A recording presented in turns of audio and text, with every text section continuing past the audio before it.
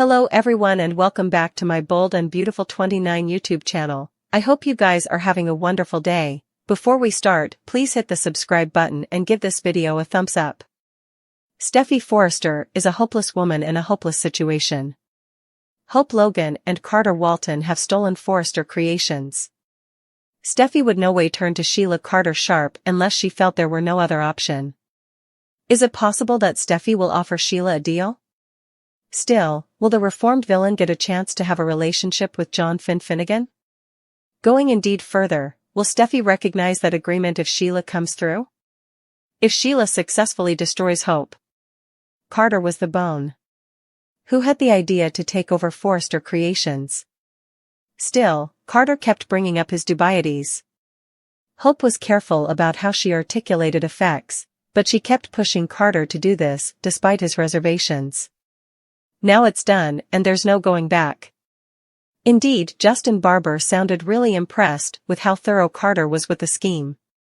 Justin mentioned that Carter covered absolutely everything, including operation structure and indeed the shares. Steffi, Ridge Forrester, and Eric Forrester all refused to do any work with Carter in charge. Still, they've to do commodity. They see ain't by good heart just let go of Eric's heritage without a fight. This could lead all of the Forresters to resort to hopeless measures. Steffi doesn't just detest Hope. Steffi wants Hope hugely destroyed. Steffi pledged to no way make any kind of deal with Sheila, but hopeless times call for hopeless measures. Steffi could turn to Sheila and offer her a deal. What if Steffi asks Sheila for her help in destroying Hope? First and foremost, Steffi wants Hope and Carter out of control at Forrester Creations. While everything they did is technically legal, there's always deception and trickery. However, it's Sheila, if there's anyone good at that. Sheila went all out on Halloween and it was too important for poor Deacon Sharp. Indeed, Cleric is getting sick of Sheila's toe treats and killer decorations. It was clear at that time that Sheila was itching to do commodity unethical. Sheila might be reformed, but she easily still likes to dabble in the dark side. So, will Sheila help Steffi? It's possible, but Sheila will want a guarantee that Steffi will allow a relationship with John Finnegan. Sheila would also risk her marriage as Hope is Deacon's son. Going indeed further, if Sheila succeeds, will Steffi indeed recognize her side of the deal? Ridge Forrester lately advised Carter Walton that he'd soon lament siding with Hope Logan. Will Carter soon lose everything he hoped for, including Hope? Carter stole Forrester Creations by using the LLC that Ridge ordered him to draw up for duty purchases. Carter was worried with Ridge and decided to get relief of Hope. Carter knows that decision weighs person and not professional at all. Carter tried to reason with Ridge, but it didn't do him any good. Carter decided the only way to make effects fair at Forrester was to take over the company. Carter wants Hope reinstated and HFTF revived. Still, Carter wants that to be fair for everyone, including himself. Hope is the one getting the blame for manipulating Carter into putting this idea in stir. Still, that isn't what we're being shown on screen. Carter came up with this idea after he couldn't get Ridge to hear to reason when it came to Hope and her line. Carter felt this was his only choice. Hope has done nothing further than encourage Carter to try to get the Forrester to hear to his ideas. That's far from manipulation. Hope has asked Carter several times if he was sure he wanted to do this. Hope has refocused out the consequences multitudinous times as well. Hope wanted Carter to do what was stylish for him, not her.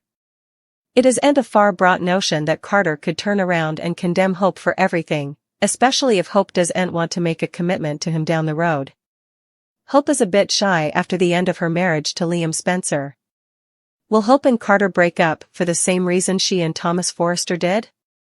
Hope could surprise everyone and agrees to marry Carter before he backs out as well. What if Carter is the one who truly cannot commit to Hope because she ruined his career? Is the end of Carter and Hope a lot nearer than he thinks? Will these two not be suitable to commit to each other in the end? Luna Nozawa pleads with Bill Spencer. Although Bill is visiting Luna, he's not falling prey to her manipulations yet. Plus, Hope Logan and Brooke Logan listen in at Forrester Creations. At the cabin, Hope and Brooke continue to debate about Carter Walton's motives. Brooke doesn't understand how Carter can look Ridge Forrester and Steffi Forrester Finnegan in the eyes again. Brooke checks her phone. There aren't any dispatches, so the achievement must have been squashed. Brooke tells Hope that two wrongs don't make a right. Hope says she and Carter were just standing up for themselves. Brooke reasons that it was more like an each-out assault. Hope says she can't step back, not after Carter has risked it all for her. Carter can't and won't back down, Hope says. Hope wishes Brooke came to her first rather of running to Ridge. Brooke is glad that Hope has a probative man, but is still concerned about the achievement. Brooke and Hope decide they've waited long enough. They're going to Forrester Creations. At Forrester Creations, Ridge tells Carter that the preemption has dissatisfied so numerous people.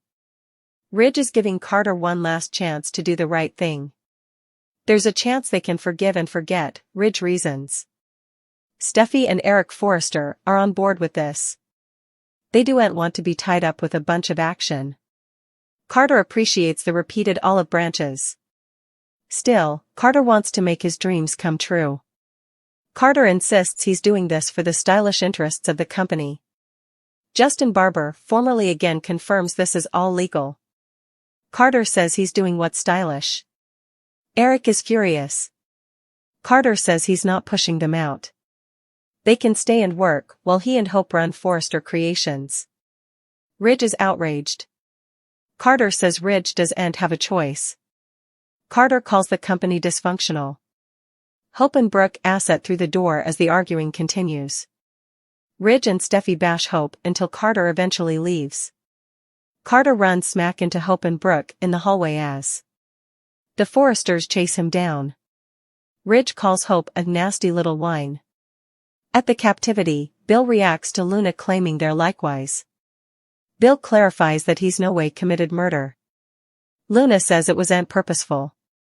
Luna doesn't know the girl who did those effects. Living with Bill was the happiest Luna has ever been. Now Bill is then. Bill confesses that reading Luna's letters was against his better judgment.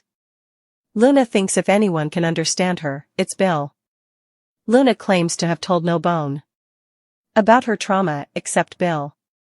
Luna reminds Bill of Penelope Poppy Nozawa's medicines and endless force of men. Bill says numerous people rise above their trauma. Luna was doing that, Bill says. Luna had a good job, a probative swain, and a father. Luna says she snapped when she felt hovered. Luna hopes Bill doesn't detest her. Luna says she's been abandoned by everyone.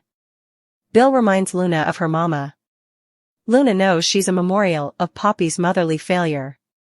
Luna prodigies if Poppy will ever come back to see her. Luna hopes Bill can save her from remaining lost. Perhaps they can help each other when the time runs out. A guard drags Luna back to her cell.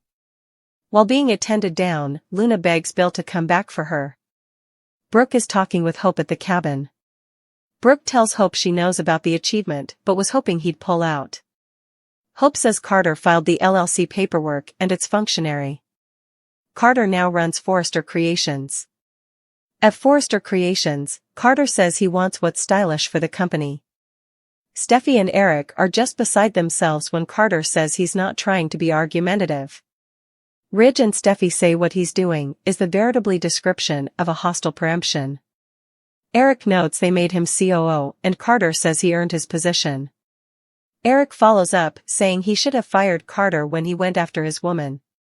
Eric says he forgave him because of Carter's history with the family, and can't deal with this kind of treason.